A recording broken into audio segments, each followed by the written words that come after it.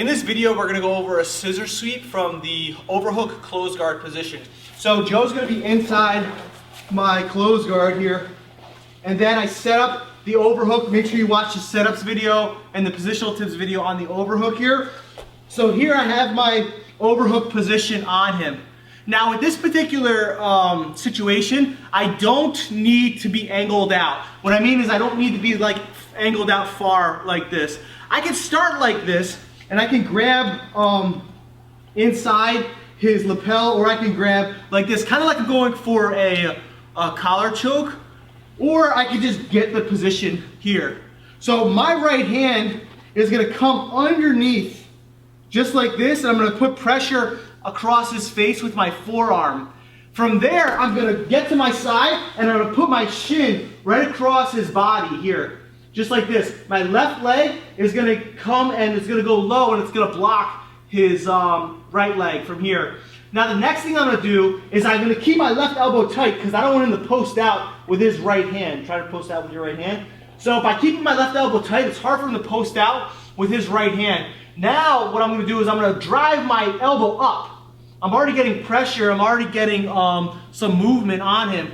Then from there, I wanna pull him over me as I'm driving my elbow up, and then I scissor my legs.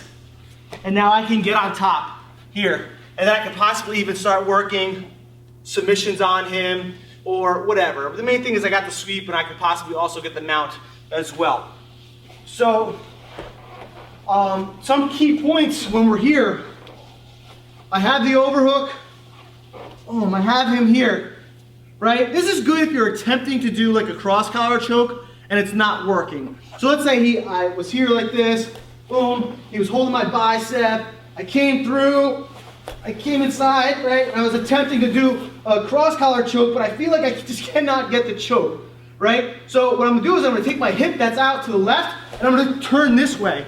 Now I get my right leg across, my right knee is across his body, and my left leg pretty much gets to like a scissor position. I do not put my foot flat on the mat because I don't want him to step over my leg. If he steps over my leg with his right foot, this is hard for me to do. So I want to keep my foot a little bit elevated, because now when he goes to step over, it's actually hard for him to do this. It's hard for him to step over my leg. I keep my left elbow tight. At this point, I'm in a pretty good position. My right foot is on his hip, and this is one of those situations where I actually want him closer to me. Usually with the scissor sweep, I want him a little bit higher, and my knee is on his sternum. With this one, I don't have my shin on his sternum. Then from here, immediately, I need to bring him over me. Because now even if he sprawls back, I can still hit the sweep on him. Now I have my position, and then I might be able to come back and go for my straight arm lock submission. So let me show you this angle as well. Remember, it's important to get all these little details in play. If I do not bring him over me, he could probably sprawl his legs back and start putting pressure down on me and start flattening me out. But once I bring him over me, then he loses that option. So the sooner you do that, the better. So I have Joe inside my close guard. Boom. I already established the overhook. Here, I come under. I'm working my cross collar choke, and it's not working. So I shoot my hip out to my right, the same side that has the arm underneath his neck.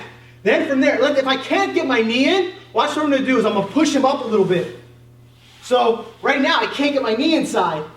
So what I do is I push him with my elbow, and then I slide my knee in, and I pull him back. Now from here, look, I'm already bringing him over me. My left leg is already in position. I drive up with my elbow. Drive up with my elbow, scissor my legs as I bring my overhook elbow inside. So I'm gonna do this one more time, a little bit faster, so you can kind of get an idea of how it should be.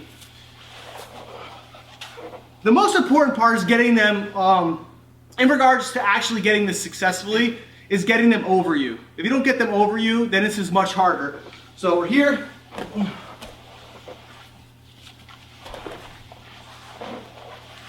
And now I got my sweep, and then I can come here and work for my arm lock. Even here, when he goes to pull his arm out, he's gonna have trouble. His main option that he has is actually to try to hug me.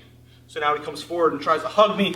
Now that's his main option to try to stop that arm lock. If he doesn't realize that he's supposed to hug me to try to stop that arm lock, then he's probably going to get submitted. Some people may not be able to think that quickly. If he tries to pull his arm out, he's probably just going to submit himself. So try this out. The scissor sweep, the regular scissor sweep from regular closed guard, in my opinion, isn't the highest percentage sweep because advanced people, they know it really well.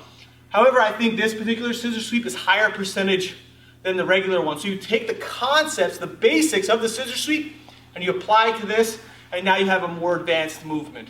So if you have any questions or comments, post below, and I'll do the best I can to help you out. All right?